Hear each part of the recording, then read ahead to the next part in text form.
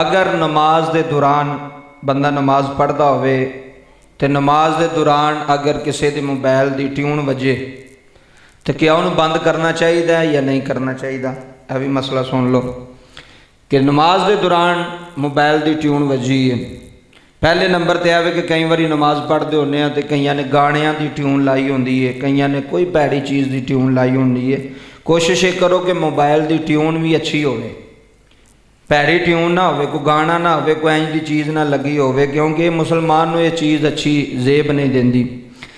और दूसरे नंबर पर अगर नमाज के दौरान ट्यून वज जाए तो तुहाडा अगर उतली जेब च मोबाइल है या थलड़ी जेब च तो तुसी बंदे नूं पता होंदा कि साइड ते एक बटन होंदा, उन्हें दबाओ तो आवाज़ जिहड़ी है वह बंद हो जाती है मोबाइल की।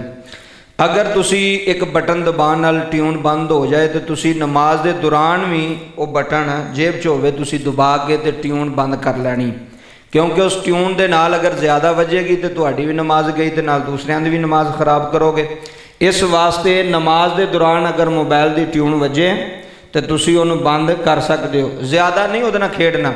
कई अंज मोबाइल कढ़ के तो पे वेंदे ने वे किदा नंबर है तो किदी कॉल आ रही है, उंज नमाज नहीं रहिंदी। बस तुसी मुख्तसर उस बटन नूं दबा के तो उस ट्यून नूं तुसी बंद कर सकते हो, शरीयत इजाज़त देंदी है। एवें ट्यून वजदी ना रहे, कई बार मोबाइल वजदा रहिंदा है तो वह बंदा बंद नहीं करता, उसकी ट्यून ख़त्म नहीं करता, तो उस ट्यून नूं ख़त्म करना चाहिए।